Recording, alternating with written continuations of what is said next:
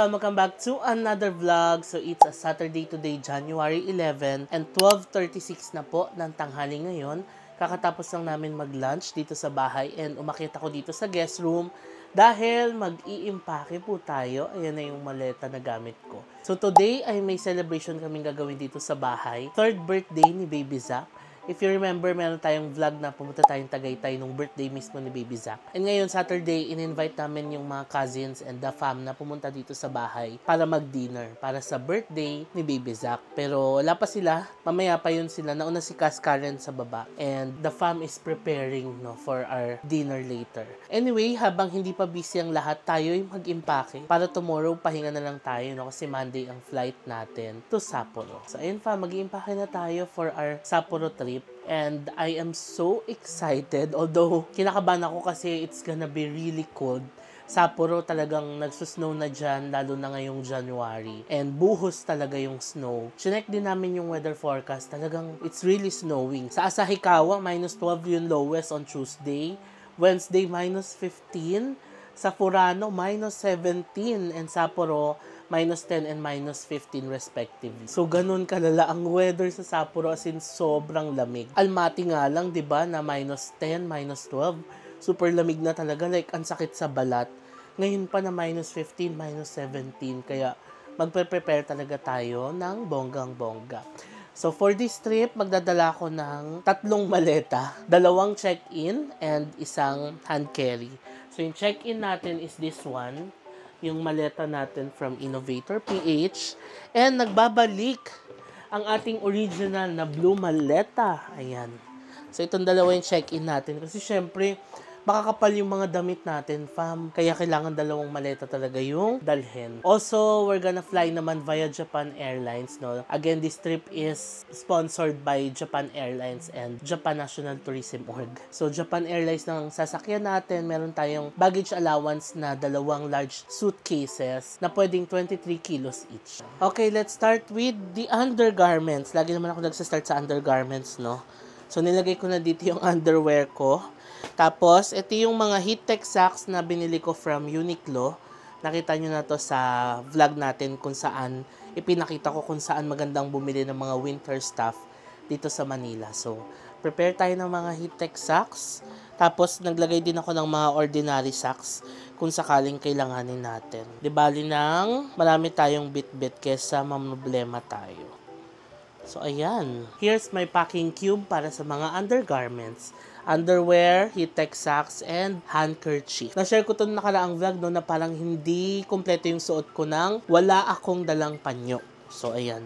Magdala tayong panyo kasi di ba pag malamig, lalo na kapag may sipon ka, tutulo na lang bigla yung sipon mo nang di mo nalalaman. So, kailangan natin yan. Okay, next na ipapack natin ay ang mga heat-tech natin. Ganun ako mag-pack, no? Simula sa undergarments, palabas hanggang makarating tayo sa mga jackets. So, for the heat-tech, nakita nyo na rin ito, fam. Bumili ko sa Decathlon. Kasi sa Decathlon, mura bumili ng heat-tech.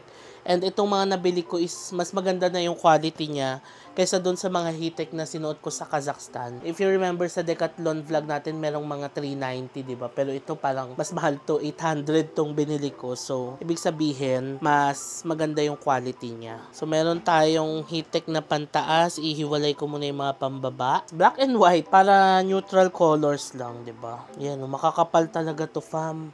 As in, ang kapal talaga niya. Okay. Oh, may nahalo pala ditong t-shirt ko. Wait, ilalagay ko siya dito sa aking drawer.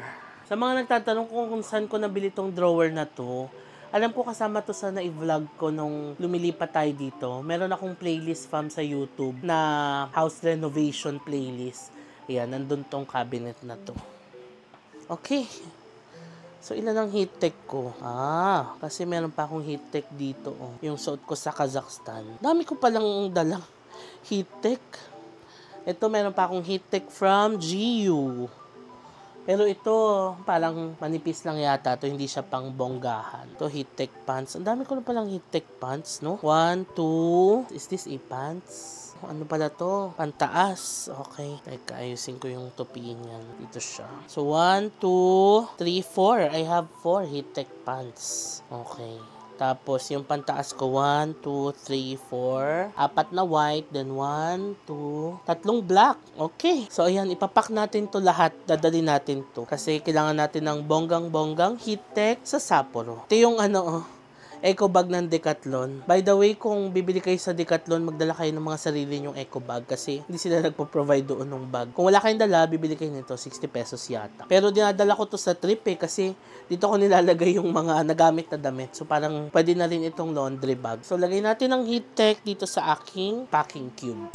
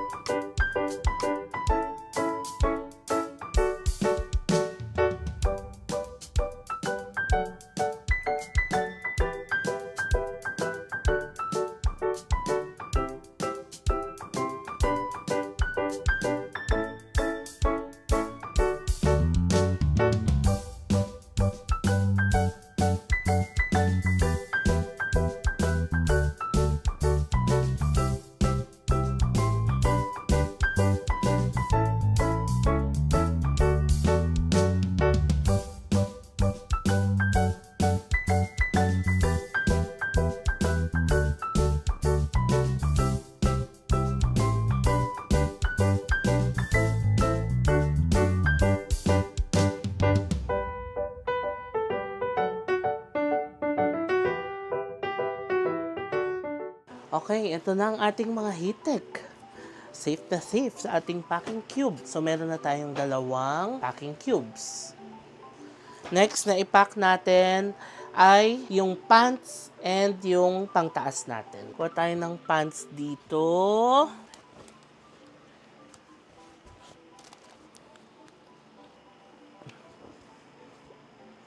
Tapos ang ating sweaters. Ayan. Ito yung mga sweaters na nabili ko sa Korea. Sa top 10. Naisip ko nga sana mas dinamihan ko pa. Kasi ang ganda ng quality niya. Tapos ang mura lang. Although may nag-comment sa isang vlog. Ang sabi, meron na raw top 10 dito sa Mall of Asia. Diba? So I got 2 sweaters sa Korea. Tapos meron pa akong isang sweater from GU. Black sweater. Okay, ito na. Napako na ang ating pants. Kawawa naman yung packing cube ko. Butas na. Kailangan ko ng palitan. Now, ipack naman natin yung sweaters and t-shirts. Okay, dito natin ilagay ang ating mga sweaters and t-shirts. Kapal ng sweaters, no? Kasi nga, poprotektahan tayo nito sa lamig. Sobrang useful nitong packing cubes, fam. Kasi, hugot ka lang ng hugot. Tapos, kada hugot mo, make sure lang na hindi mo masisira yung pagkakatupi mo para maayos palagi yung maleta mo. No. Lalo na nung nag-vlogmas tayo, if you remember, lipat tayo ng hotel from Kazakhstan, nag-Uzbekistan, nag-Samarkand, nag-Bukhara. So, palipat-lipat tayo ng hotels. Doon ko na-appreciate yung mga packing cubes ko kasi laging maayos yung maleta ko. Ang lagi ko lang na nilalabas is yung mga jackets ko from the vacuum bag. Tapos ibabalik ko. But the rest, super okay. Lalo na ngayon sa trip na to, palipat-lipat din tayo ng hotels. Dahil marami tayong mga destinations na pupuntahan sa Sapporo. Kaya, this is gonna be useful, no? Ayan. So, nakapack na ang ating t-shirt, sweaters, and pants. So, itabi na natin siya dito. Meron na tayong mga undergarments, pati yung mga garments natin pantaas, pambaba. Ngayon, ipack naman natin yung mga jackets natin. Although yung mga jackets ko, naka-vacuum seal na. Vacuum seal ko na talaga siya para magkasya sa dito sa cabinet ko. Kasi kung hindi ko siya vacuum seal, sobrang bulky niya, hindi siya magkakasya dito sa cabinet. So, kunin natin ang ating mga jackets. Actually, ang dami ko ng mga jackets, fam. In-order ko to sa Shein, tapos nakabili pa tayo sa North Face, diba? Pero, hindi na natin dadalhin lahat kasi it's gonna be heavy. So, mamimili na lang ako. Meron naman tayong jackets dito na pwedeng baliktaran, diba? But of course, yung North Face dadalhin natin para matry natin siya sa Sapporo.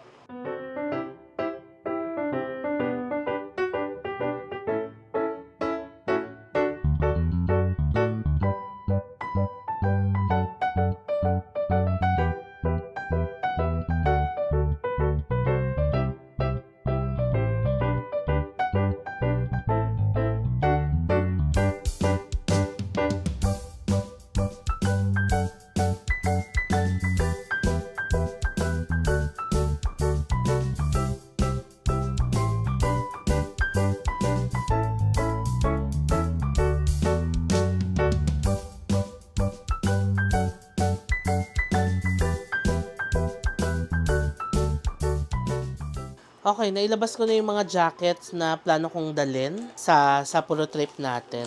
So, ito yung North Face natin, fam, oh. Tignan nyo naman, ganyan lang siya kaliit. Tapos alam nyo, yung North Face, siya yung pinakamagaan sa lahat. Sa lahat ng jackets ko. Itong pinakamagaan. Lightweight, tapos ang ganda pa niya. And then, pag sinuot mo siya, ang gaan niya sa katawan. Kasi ang hirap ng jacket na ang bigat sa katawan. Tapos, syempre, may heat tech ka pa sa loob, may sweater ka pa. Alam mo yung parang ang hirap kumilos pag mabigat sa katawan. Pero itong North Face, ang gaan niya sa katawan. Kaya gusto ko pa mag-invest ng other North Face jackets pa. Kahit na mahal, sobrang gaan niya sa katawan and sobrang convenient niyang dalhin. Kaya na-realize ko, investment talaga yung North Face. Kesa dun sa mga ino-order ko sa Shein, mabibigat talaga siya, fam. Ayan, it's Shein din to. Mabigat talaga siya. Tapos, ayan, naka-vacuum seal na siya. 'Di ba? Ang ganda pag vacuum seal mo kasi, ayan na, ganyan na siya. Lalagay mo na siya sa maleta ng nakaganyan. So, kung gusto nyo rin bumili ng vacuum bag, pati yung pump niya, ilalagay ko yung link sa description box. Ito yung pump niya, oh. Tapos, may saksakan naman siya na katulad din sa Pinas. Tapos, dadaling ko rin to sa trip para kapag in-unpack ko to, and then ibabalik ko na siya sa vacuum bag niya, gagamitin ko lang tong vacuum, 'di ba? Sana gumana to sa Japan kasi 'di ba, iba yung voltage nila doon, but let's see. Let's hope and pray na gumana siya. So again, kung gusto niyo nito, ilalagay ko yung link sa description box below. Now, itabi muna natin ang mga jackets. Okay? And ngayon, last but not the least, ipapack natin for our check-in luggage ha, yung mga outerwear natin, headwear, yung mga scarves and gloves natin. Okay, ito na siya. It's gonna be really cold in Sapporo kaya nag-prepare talaga ako. So ito, alam nyo na to, yung beanie na gamit natin sa Kazakhstan and Uzbekistan trip natin na umabot pa hanggang Korea. This one yung nabili natin sa Myeongdong. Maganda rin to. Nakakatawa kasi doon sa vlog namin ni Hazel sa Han River. May time pala na baliktad ko tong nasuot. Nakakatawa. Hindi ko napansin. Umorder din ako sa Shein ng isa pang headwear na cute. Ayan, may tenga din siya. So, maganda rin siya kasi mapoprotektahan din yung tenga natin. Ayan, oh. Tama ba ang pagkakasuot ko? Ay, baliktad pala. Ayan, oh, di ba? Hi. Okay, ayan. So, meron tayong ilang headwear. Ito, in-order ko to sa Shein pero parang ang sikip sa ulo ko. Ayan, oh. It's masikip. So, hindi ko dadalhin to. Baka ipamigay ko na lang to. So, I'm gonna bring 3 headwear. Ayan. Pagpapalit-palitin na lang natin. Tapos, bumili din ako ng scarf sa Uniqlo. Ganda siya. Kulay brown or color. Tapos, meron din akong white na scarf. Ayan. And, meron din akong beige and black na fur na scarf. Ayan. Panggaganto natin yan sa leeg. Pang-protect natin. Tapos, gloves. Bumili ako ng bagong gloves sa Uniqlo. Heat tech gloves din to. So, maganda siyang pang-protect talaga sa kamay. And, may pang-pindot din siya. Ayan. Maganda to, fam. Para maiba naman yung kulay ng gloves natin, diba? Ayan. Tarant! Meron din akong dalang extra gloves. Binigay ni Tita Fe. Ayan, may pang-pindot din siya. So, yeah. Ito ang ating mga headwear, scarves, and gloves. Ipasok na ulit natin sa packing cube.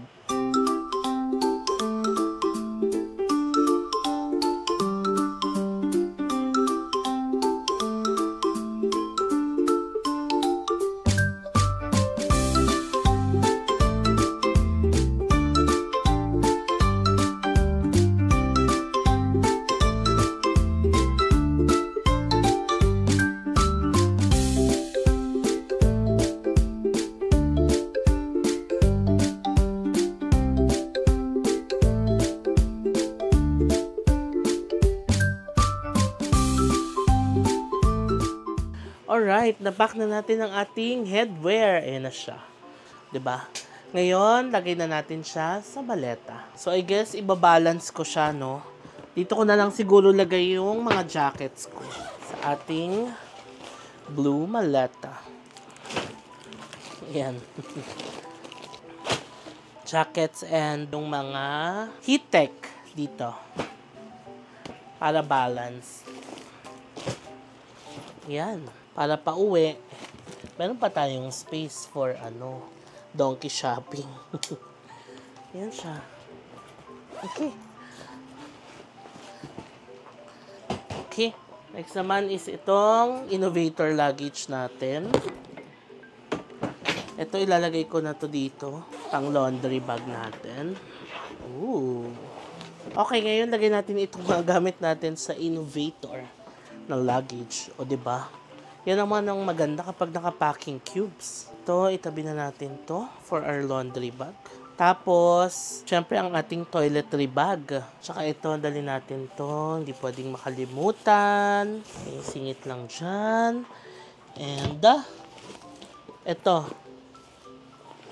ito fam, itong pouch na to, napakita ko na to sa mga previous packing vlogs natin. So, nandito ang aking extension wire, payong, pati yung universal adapter ko. Tapos, ito naman yung aking toiletry pouch. So, meron tayong lotion, yung Lush na shampoo.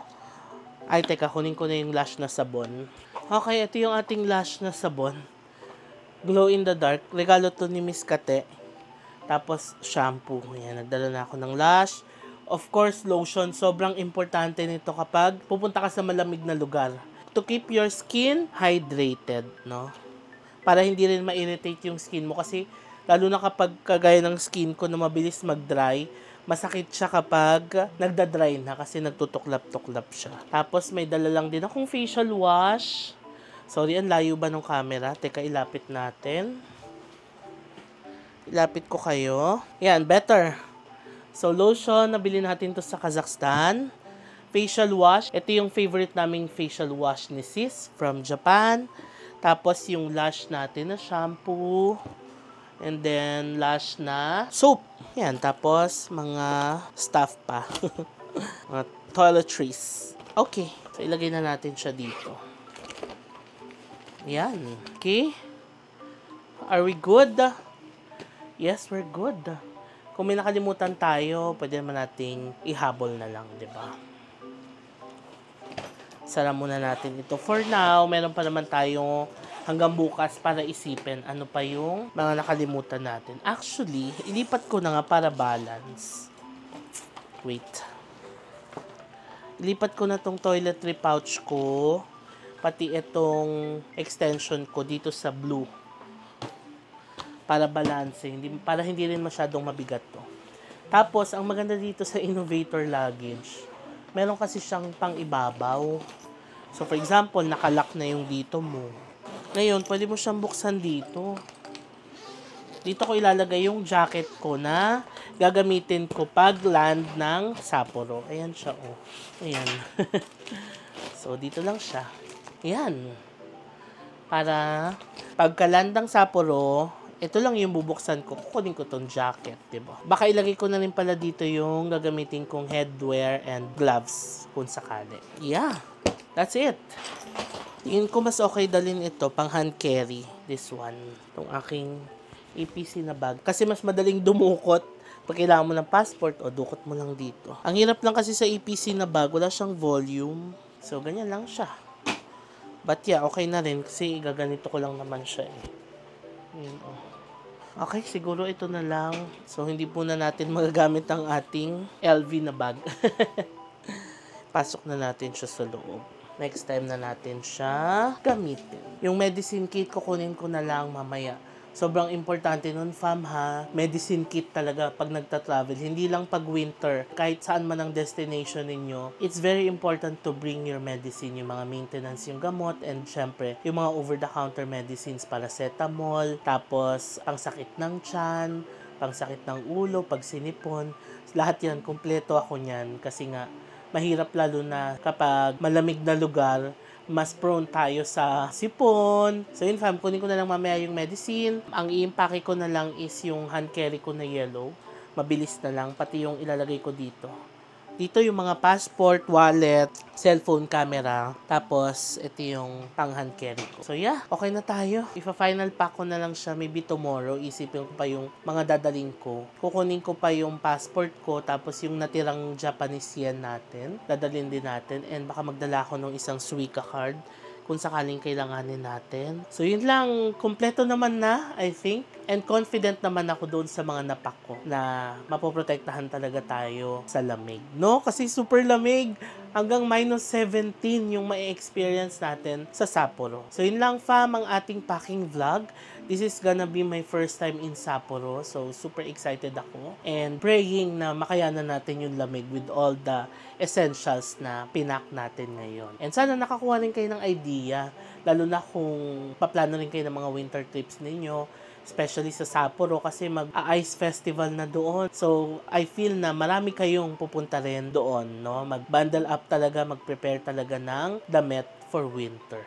So, yun lang fam, i-end ko na muna itong vlog. We're gonna celebrate the birthday ni Baby Zach mamaya, pero it's a simple dinner lang talaga dito sa bahay. Syempre, konting kantahan. Alam niyo naman ang celebration ng Pinoy household. Ganun lang, no? Pero baka hindi ko na i-vlog yon. Simple lang naman yung magiging celebration dito sa bahay and really want to enjoy the moment with the family. So, yun lang fam. Yan ko na itong vlog. Maraming salamat sa pagsama sa akin sa vlog na to and sana marami kayong napulot na information about what to bring sa inyong next winter trip. So, bago ko i-end itong vlog na to, please follow me sa aking mga social media accounts. JM Banquisio sa Facebook, at JM Banquisio sa Instagram, and at JM Banquisio _ sa TikTok. Kung nagustuhan nyo itong vlog na to, please pakilike nyo naman and subscribe kayo sa channel ko and hit that notification bell para ma-notify kayo every time na magkakaroon tayo ng bagong upload. Maraming salamat sa panonood and I'll see you on my next vlog. Bye!